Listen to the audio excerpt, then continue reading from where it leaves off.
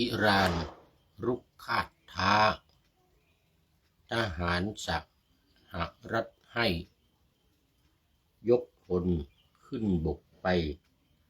บุกเกาะคาร์กให้เห็นทีแฉวิ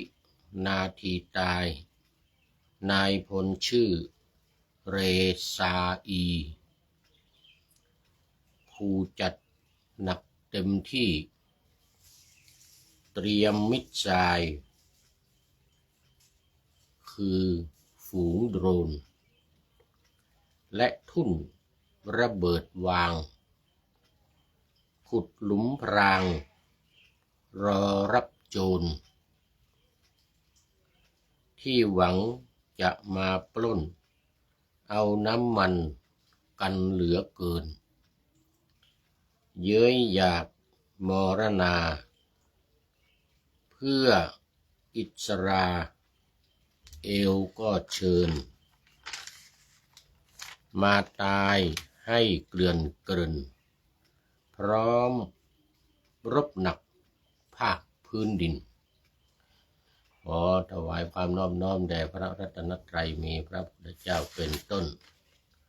ขอถวายความเคารพพระมหาเถระพระเถรานุเถระเจ้าคณะพระสังฆาธิการทั่วโลก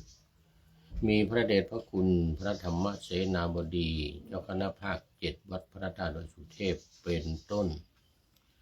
และขออำนวยพรแด่ท่านผู้ฟังท่านผู้ชมสาธุชนพุทธบริษัททั้งหลายวันนี้รายการธรรมทัศน์ของวัดพระธาตุดอยสุเทพออกอากาศทางสถานีวิทยุวปท2จังหวัดเชียงใหม่มีร้อยเอกจำนงปัญญาวัฒโนเป็นหัวหน้าสถานีและอาตมาภาพพระครูปริยัติยานุศาสตร์เป็นผู้บรรยายเป็นประจำทุกวันเวลา7:30 นาทีถึง8 นาฬิกาวันนี้ก็บันทึกเสียงล่วงหน้ามา1 วันจากวัดพระธาตุดอยสุเทพในช่วงนี้ก็ขออนุโมทนาประชาสัมพันธ์เจ้าภาพในการถวายภัตตาหารเพลและน้ำปานะแก่พระภิกษุสามเณรผู้เข้ารับการอบรมในโครงการฝึกหัดอบรมพระภิกษุปาติโมกข์และสัมมนาพระธรรมวินัยของคณะสงฆ์ภาค7รุ่นที่1ณวัดพระธาตุดอยสุเทพ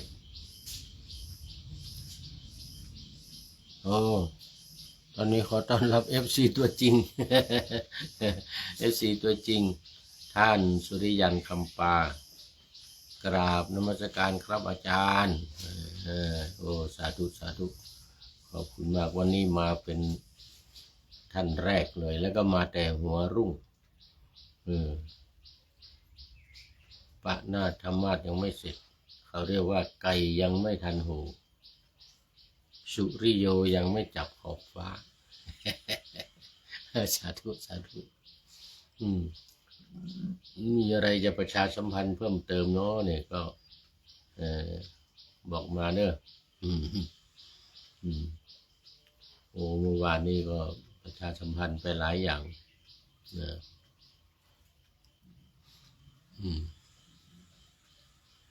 นะวันนี้ก็มีพระธรรมสุทธจิตโตวัดพระธาตุสีจอมทองซึ่งมา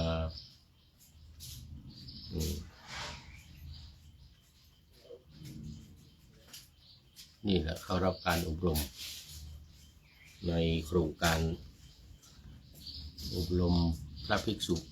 ปาติโมกข์ ที่วัดพระธาตุแห่งนี้เป็นเจ้าภาพภัตตาหารเพลและน้ำปานะทั้งสองอย่าง4,000 บาทเขาขอบคุณและอนุโมทนาเป็นอย่างยิ่งขอให้มีความสุขมีความเจริญมีความมุ่งมา่ปรารถนาสิ่งใดอันเป็นไปโดยชอบประกอบด้วยธรรมก็ขอให้พลันสำเร็จในที่ทุกสถานในการทุกเมื่อเชิญสำหรับท่านที่จะเพิ่มเติมเป็นเจ้าภาพในแต่ละวันที่ยังเหลืออยู่ตอนนี้ก็ประมาณ20 วันประมาณ20 วันหรือ19 วันเขาใช้เวลา1 เดือนตั้งแต่วันที่24 กุมภาพันธ์มาจนถึงวันที่24 เมษายนนี้เหลืออีกประมาณ19 วันก็ขอเชิญติดต่อมาที่ท่านอาจารย์พระมหาสกลวิโรจนกิตติประเดินธรรม9 ประโยคผู้สวดปฏิโมกข์เก่งมากเป็นเลขานุการเจ้าคณะภาค 7แล้วก็เป็นผู้อำนวยการโครงการนี้เป็นประธานอบรมพระภิกษุปาติโมกข์นี้และเป็นหัวหน้าทีมวิทยากรด้วยหมายเลขโทรศัพท์0918599053และอีกเบอร์หนึ่งของท่านอาจารย์พระมหากิตติพงศ์ฐานกโรประเดินธรรม9 ประโยคเหมือนกันสวดเก่งเหมือนกันจากวัดพระธาตุโดยพระธาตุสีจอมทองหมายเลขโทรศัพท์0949101043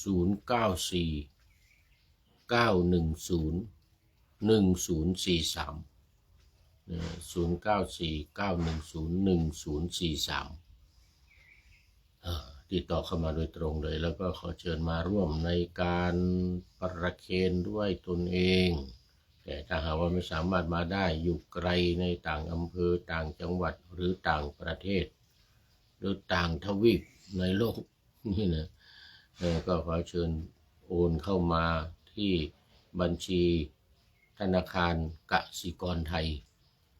ในนามวัดพระธาตุดอยสุเทพหมายเลขบัญชี211-280-6698 211-280-6698เอาละตอนนี้ก็ตามอัธยาศัยไม่เป็นวันก็ได้มาร่วม200 300 500 1,000 2,000 3,000ก็ตามอัธยาศัยตามกำลังศรัทธาตามกำลังทรัพย์ก็โมทนาไว้ลงหน้าเป็นอย่างยิ่งตอนนี้ขอต้อนรับคุณโยม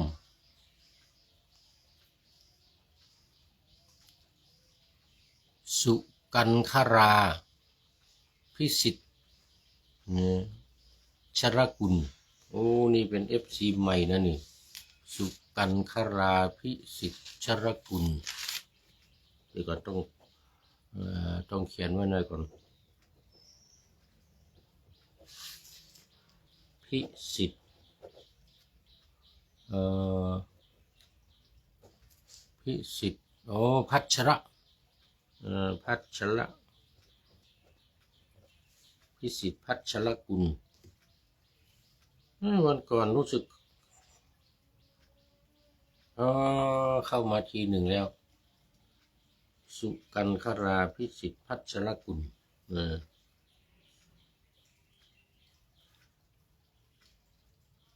เข้าไปดูโปรไฟล์แล้ว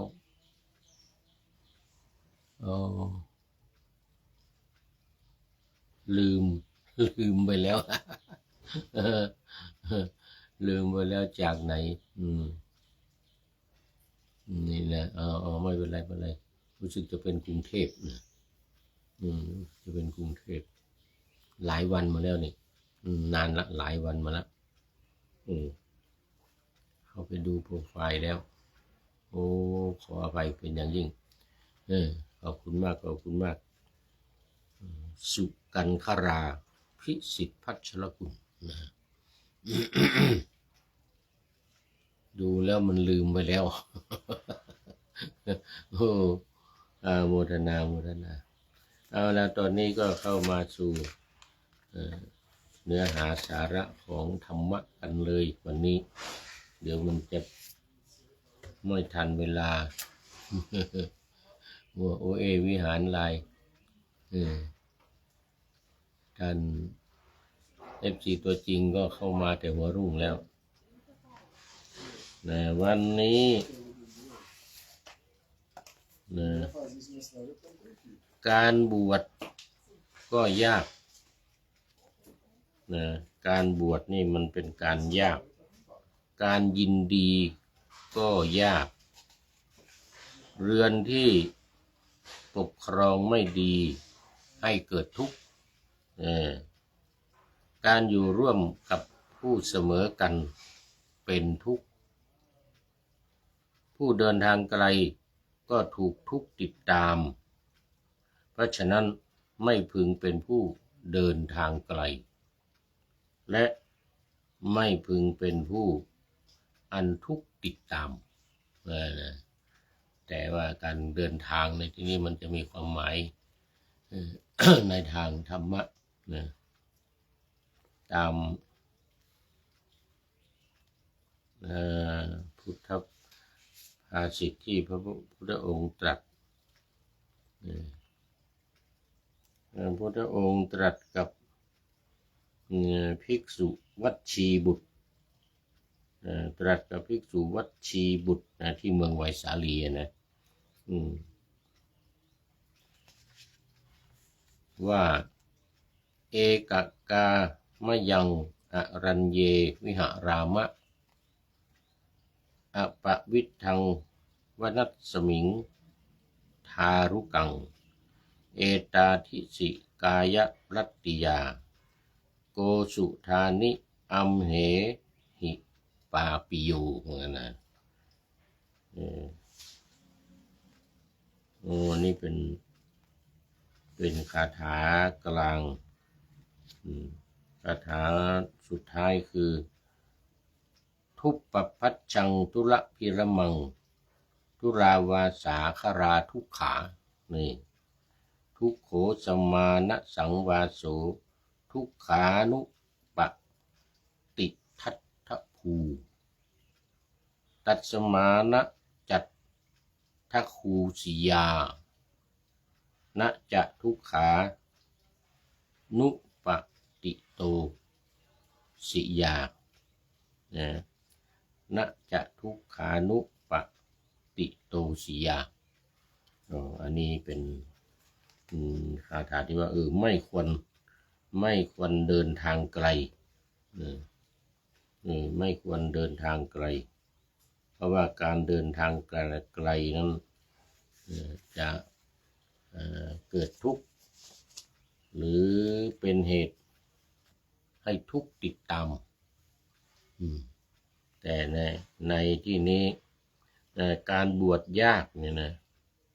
หมายถึงว่าการละกองแห่งโภคะน้อยก็ตามมากก็ตามและละเครือญาติบวชมอบอกแก่พระศาสนาคืออุทิศพระศาสนาละทรัพย์สมบัติเงินทองตลอดถึงพ่อแม่พี่น้องหมู่ญาติบางทีแต่งงานแล้วบางทีมีลูกแล้วเนี่ยการที่จะออกบวชถือว่ายากมากมันละได้ยากมากแม้บางทียังไม่ได้แต่งงานยังไม่ได้มีครอบครัว แต่ก็ยังเป็นห่วงเรื่องสมบัตินั่นนี่นะถือว่าเป็นการยากการยินดีนี่การยินดีก็ถือว่าเป็นการยากพระกุลบุตรที่บวชแล้วอย่างนั้นสืบต่อความเป็นไปแห่งชีวิตโดยการเที่ยวไปเพื่อภิกษาไปบิณฑบาตไปหาอาหารยินดียิ่งด้วยสามารถแห่งการคุ้มครองกองแห่งศีลไม่มีประมาณและบำเพ็ญข้อปฏิบัติธรรมสมควรแก่ธรรมให้บริบูรณ์เป็นการยากนะเพราะฉะนั้นเรื่องความเย่จริงๆถือว่าการยินดีเนี่ยเป็นการยากเรือนที่ปกครองไม่ดีเกิดทุกข์นี่หมายถึงว่าทุราวาสาก็ราชกิจจาพระราชาอิสริยกิจอิสรกิจของอิสรชนทั้งหลายอันผู้ครองเรือนต้องนำไปหน้าที่การงานต่างๆของผู้ที่ครองเรือนเนี่ยนะเป็นพ่อบ้านแม่บ้านเนี่ยนะชนข้างเคียงและสมณพราหมณ์ผู้ประพฤติธรรมอันผู้ครองเรือนต้องสงเคราะห์เนี่ยนะผู้ครองเรือนนี้นอกจากว่าจะดูแลลูกเมียของตนเองในบ้านแล้วนี่ต้องสงเคราะห์สมณพราหมณ์ผู้ประพฤติธรรมผู้ที่อยู่ข้างเคียงอยู่ใกล้บ้านวัดอาจจะอยู่ใกล้บ้านคนที่จะได้สงเคราะห์แม้เมื่อเป็นอย่างนี้การครองเรือนก็เต็มไปด้วยความยากลำบากเหมือนหม้อที่ทะลุและมหาสมุทรเพราะฉะนั้นชื่อว่าเรือนเหล่านั้นที่ปกครองไม่ดีจึงชื่อว่าให้เกิดทุกข์คือให้ลำบากเพื่อจะอยู่ครอบครองเพราะเหตุนั้นในเรื่องของการครอบครองนี่เรือนที่ปกครองไม่ดีหมายถึงว่าการอยู่การกินการดูแลลูกดูแลหลานดูแลภรรยาตลอดถึงพ่อแม่ผู้ปกครองฉะนั้นการอยู่ครองเรือนนี่มันจึงเป็นเรื่องยากเป็นทุกข์ในธรรมจักรกับวัฒนสูตรก็กล่าวว่าปุถุชโนนะคัมฮีโนคัมโมปุถุชนิโยอนัลิโยอนัตสันหิโตเรื่องบ้านเรื่องเรือนต้องสร้างบ้านสร้างเรือนเป็นทุกโขเป็นทุกข์นะนี่คือการครองเรือนที่ว่าปกครองไม่ดีแล้วเกิดทุกข์นะการอยู่ร่วมกับผู้เสมอกันเป็นทุกข์นี่ความจริงนะอรรถกถาแก้ไว้ว่าคืออยู่ร่วมกับผู้ไม่เสมอกันเช่นเป็นผู้ที่มีศีลไม่เสมอกันคนหนึ่งมีศีลมากคนหนึ่งมีศีลน้อยอย่างกรณีศีลห้าคนหนึ่งมี4 ข้อคนหนึ่งมี3 ข้ออย่างเงี้ยนะอยู่กันลำบากโดยเฉพาะศีลข้อที่3ถ้าอยู่ด้วยกันแล้วก็ไม่รักษาศีลข้อที่3ไปมีชู้ไปมีกิ๊กนี่นะก็เป็นทุกข์อยู่ด้วยกันลำบากอันนี้ทุกขาปฏิปทูชนเหล่าใดเป็นผู้เดินทางเพราะเป็นผู้ดำเนินไปสู่ทางไกลกล่าวคือวัฏฏะนี่มาถึงวัฏฏะสงสารนี่นะชนเหล่านั้นถูกทุกข์ติดตามแท้ก็ในวัฏฏะในโลกเนี่ยอยู่ในโลกนี้นั่นหมายถึงการเดินทางการดำเนินชีวิตไปการอยู่ร่วมกันไปเนี่ยหมายถึงการเดินทางร่วมกันในวัฏฏะสงสารคือในโลกนี้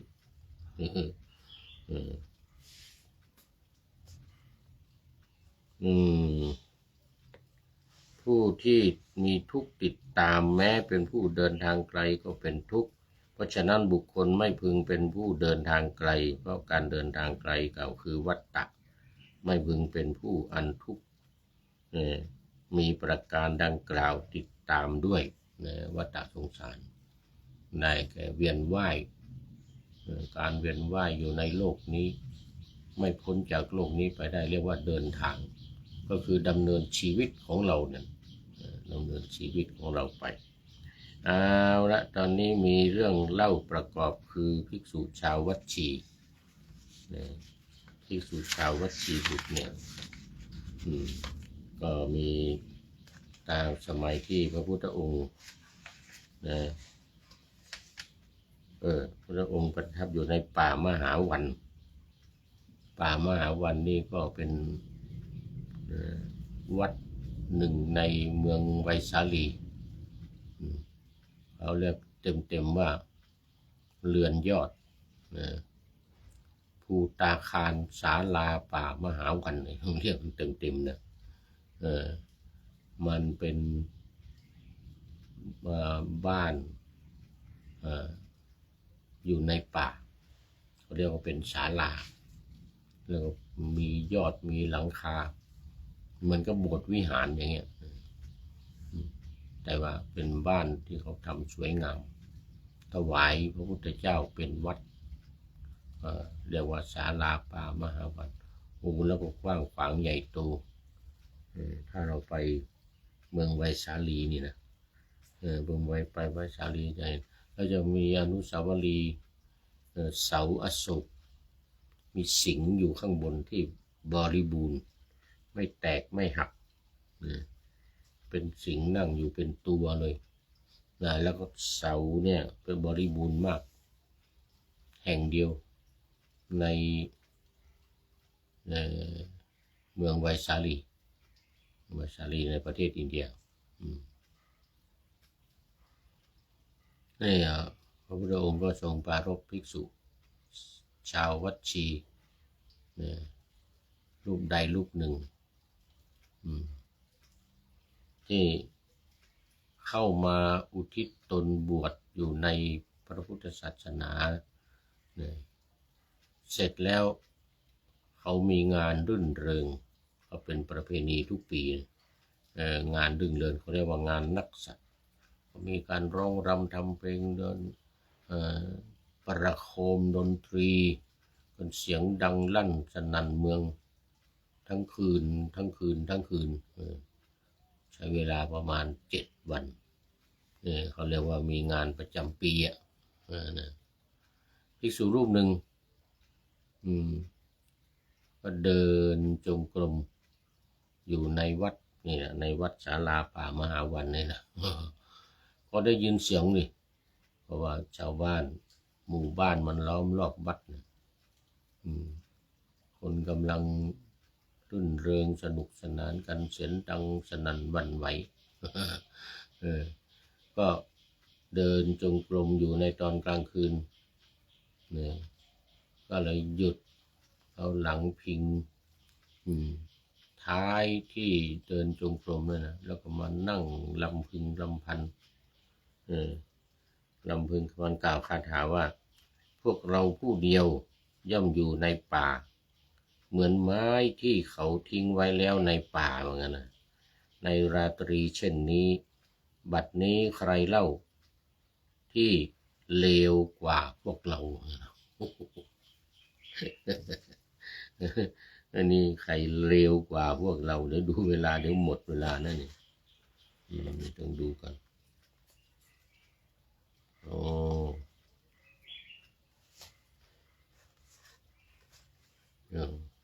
เอาใกล้จะหมดเวลาพอดีเลยใกล้จะหมดเวลาเอาคาถานี้ให้จบก่อนนี่พวกเราผู้เดียวอยู่ในป่าว่างั้นนะเหมือนไม้ที่เขาทิ้งไว้แล้วในป่าในราตรีเช่นนี้บัดนี้ใครเล่าที่เลวกว่าพวกเรานะพุทธองค์ก็จึงตรัสพระธรรมเทศนาว่า ปัปพัชชังทุละพิละมังเป็นต้นดังที่แปลไว้ในตอนต้นเมื่อกี้นี้ทีนี้ใจความต่อไปภิกษุชาววัดชีนี้จะทำอะไรยังไงก็คงต้องเอาไว้ก่อน เดี๋ยวครั้งต่อไปจะได้นำมาเล่าต่อมันเป็นเรื่องยาวอยู่นะเรื่องนี้น่าจะต้องใช้เวลาหลายวันนะต้องใช้เวลาหลายวันมีเรื่องเล่าอยู่มากนะเอาตอนนี้ก็มาดูข้อคิดท้ายรายการวันนี้คุณโยมสุพันครานะสุพันคราสุภะสุภะอันคราสุพันคราพิสิทธิ์พัชรกุลก็เป็นท่านสุดท้ายเข้ามาสู่ในรายการเข้าสู่เส้นชัยของรายการในวันนี้เรารวมกันที่ผ่านมามีท่าน FC ตัวจริงสุริยันคำป่า โมทนาเป็นอย่างยิ่งมาดูข้อคิดท้ายรายการวันนี้เป็นเรื่องร้อนฮิตนะใน2-3 วันที่ผ่านมาเนี่ยวันเดียวที่เมื่อวานนี้เอง ในเรื่องของตะวันออกกลางที่กำลังมีการรบราฆ่าฟันกันอิหร่านรุกคาดท้าทหารสหรัฐให้ยกพลขึ้นบกไปบุกเกาะคาร์ให้เห็นทีคืออิหร่านเตรียมพร้อมเห็นว่ามีทหารเป็นล้าน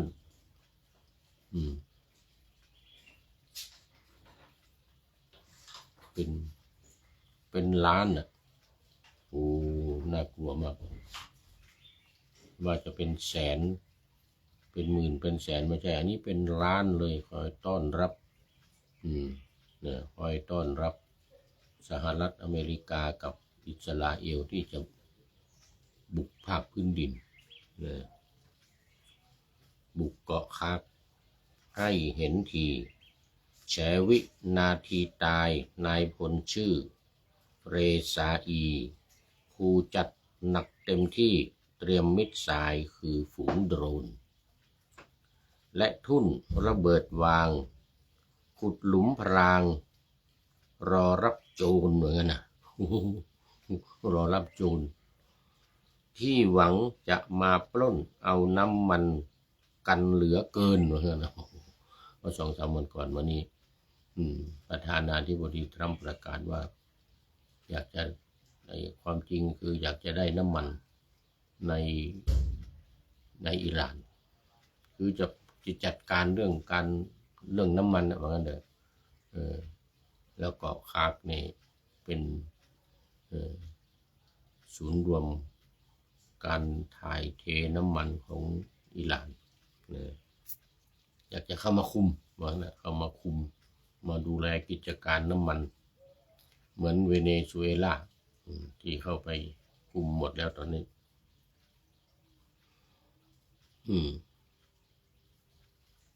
เย้ยอยากมรณาเพื่ออิสราเอลก็เชิญเหมือนกันนะว่าเอาถือว่าสงครามนี้เป็นสงครามอิสราเอลป้องกันก็ป้องกันอิสราเอลเพราะว่าอิสราเอลนี่กลัวอิหร่านจะลุกลานคิดว่าอิหร่านนี่เป็นภัยอิหร่านจะทำระเบิดนิวเคลียร์ตัวเองเป็นประเทศน้อยมีนิวเคลียร์ก็จริงแต่ว่ากลัวอิหร่านมาตายให้เกลื่อนกลาดเกลื่อนพร้อมรบหนักภ ภาคพื้นดินอันนี้เป็นเรื่องของอิหร่านผู้ถูกลุกลานผู้ถูกทำสงครามสหรัฐกับอิสราเอลนี่เป็นผู้ที่มาบุกรุกเป็นผู้ที่มาทำก่อนเขาเรียกว่าเป็นผู้ต้อนรับเป็นผู้ถูกลุกลานอันนี้ก็กำลังวุ่นวายกันใหญ่ทำให้น้ำมันแพงกันไปทั่วโลกนะนี่ก็ยังไม่รู้ว่าจะจบลงกันยังไงขอบคุณผู้ใช้นามปากกาว่าลอลิงณจอดให้ข้อมูลมาพระยาเทพก็เป็นผู้ประพันธ์ขอบคุณลอลิงณจอดไว้ณที่นี้เป็นอย่างยิ่งจะให้ข้อมูลมา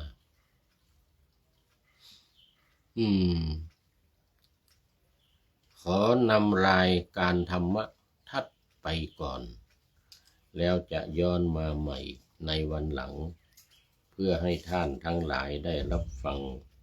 พระธรรมเทศนังเหมือนดังเดิม